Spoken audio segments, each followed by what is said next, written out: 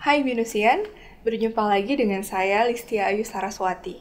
Kali ini kita akan membahas tentang proses penulisan pesan bisnis.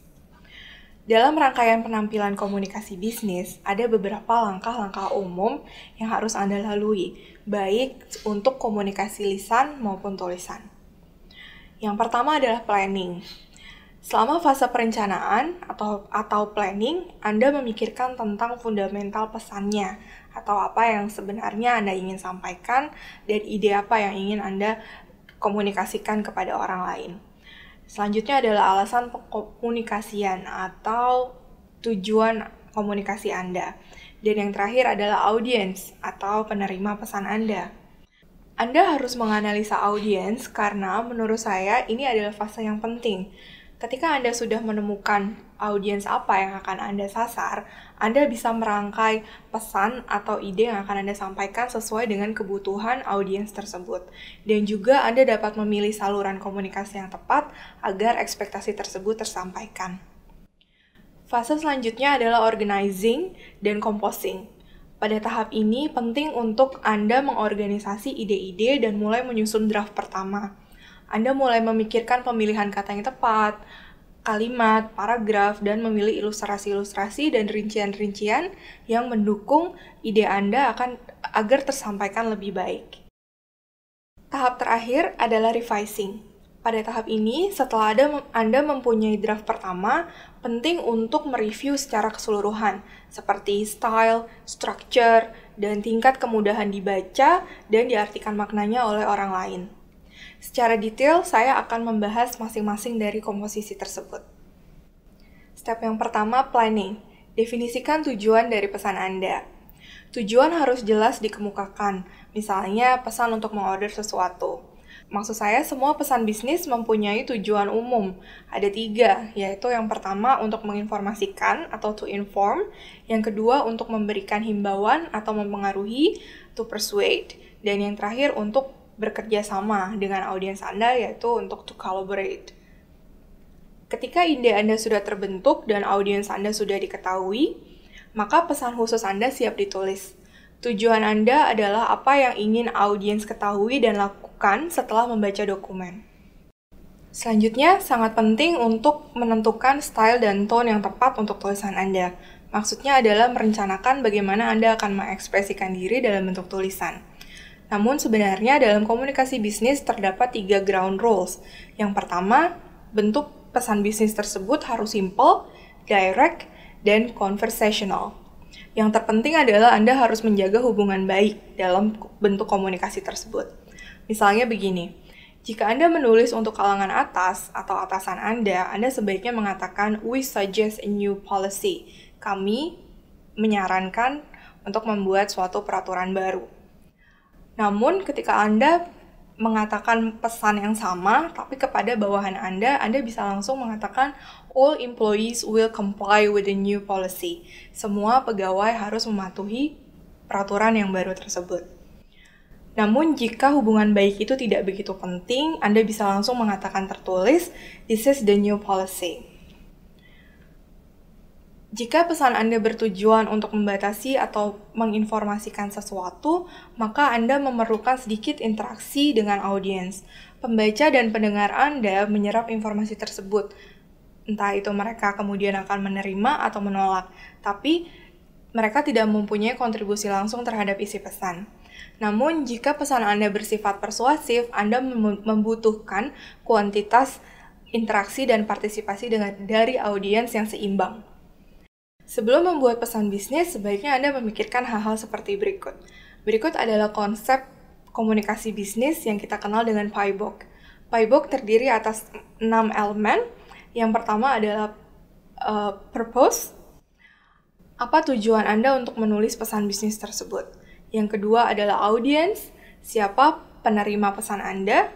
Yang ketiga, information atau apa isi pesan Anda? Yang keempat, benefit atau apa yang akan audiens peroleh dari pesan yang akan Anda sampaikan. Yang kelima adalah objection. Anda harus mengantisipasi apakah ada penolakan atau reaksi-reaksi yang lain yang datang dari audiens terhadap pesan Anda. Dan yang terakhir adalah context. Konteks adalah suatu lingkungan yang mempengaruhi pesan Anda yang akan diterima oleh audiens. Oke, selanjutnya step yang kedua adalah menganalisa audiens dan pengadaptasian pesan. Yang pertama harus Anda lakukan adalah mengetahui profil dari audiens Anda. Siapa mereka, lalu bagaimana kira-kira reaksi mereka terhadap pesan Anda, dan seberapa banyak mereka sudah ketahui tentang subjek atau hal yang akan Anda sampaikan, dan bagaimana hubungan mereka dengan Anda. Yang kedua adalah mengidentifikasi audiens utama Anda. Ketika Anda bertemu dengan 100 orang audiens, mungkin di situ Anda harus mengetahui kira-kira dari 100 orang berapa persen yang akan menjadi audiens atau target utama dari pesan Anda. Selanjutnya adalah mengetahui besar dan komposisi audiens. Di sini kita kenal dengan konsep untuk membantu Anda mengerti komposisi atau demografi audiens. Yang pertama, Anda harus mengetahui dan menganalisis siapa sebenarnya audiens Anda. Dan yang kedua, mengerti atau understand what is the audience knowledge of the subject. Seberapa besar audiens sudah tahu tentang materi yang Anda sampaikan. Dan yang ketiga, demographics. Anda di sini penting untuk mengetahui umur, gender, educational background dari audiens Anda. Selanjutnya adalah interest. Sebenarnya apa yang audiens cari. Dan selanjutnya environment, apakah audiens tersebut mendukung atau menolak ide-ide yang akan Anda sampaikan. Selanjutnya adalah needs atau kebutuhan atau ekspektasi dari audiens. Dan customize, Anda harus pada tahapan customize, Anda harus bisa tahu kira-kira cara yang seperti apa yang tepat untuk menyampaikan pesan yang ingin Anda sampaikan. Dan yang terakhir, expectation. Expectation adalah ekspektasi audiens terhadap pesan Anda atau terhadap bentuk komunikasi bisnis Anda. Selanjutnya adalah penting untuk Anda mengetahui level of understanding dari audiens Anda. Penting untuk memicu mereka dengan pertanyaan untuk melihat apakah mereka tertarik atau justru menolak ide yang ada di dalam pesan bisnis Anda. Selanjutnya adalah menganalisa kemungkinan reaksi audiens terhadap pesan Anda. Hal ini penting karena sebagai prediksi apakah pesan Anda sampai ke audiens dengan baik atau tidak, dan juga sebagai bahan evaluasi untuk Anda memperbaiki diri atau memperbaiki model atau channel komunikasi yang Anda lakukan. Oke, selanjutnya adalah step 3. Step 3 adalah ketika Anda harus memilih channel dan medium yang tepat dan atau cocok untuk proses komunikasi bisnis Anda. Terdapat 2 saluran yang akan saya bahas sekarang. Yang pertama adalah saluran lisan.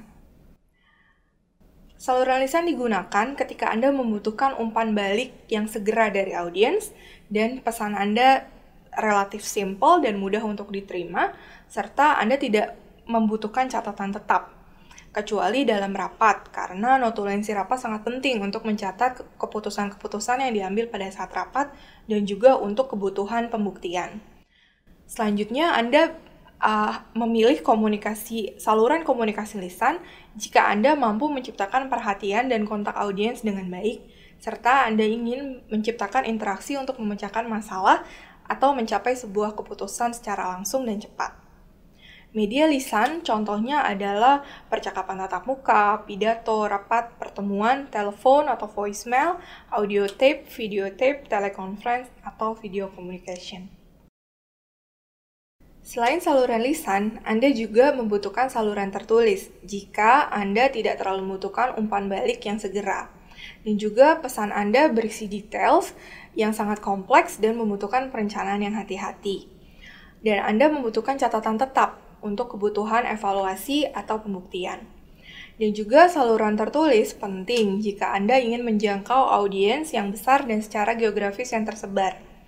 Saluran tertulis contohnya surat, memo, laporan, proposal, paper, email, dan fax. Selanjutnya kita beralih ke step keempat, yaitu organizing dan composing ideas. Terdapat 3 step proses untuk pengorganisasian pesan yang baik. Yang pertama adalah define your ideas. Gagasan Anda harus tertulis atau dikemukakan secara lisan. Yang kedua adalah group the ideas. Maksudnya adalah ketika Anda melis atau mendaftar ide-ide, Anda bisa menggabungkannya atau mengkelompokkannya menjadi kelompok-kelompok yang lebih kecil dan menyusunnya secara mendaftar atau di outline. Yang ketiga adalah sequence your idea by selecting either a direct or indirect approach. Maksudnya adalah meletakkan ide dan gagasan dalam sebuah pesan yang runut dan terstruktur rapi. Step yang terakhir adalah penyusunan pesan.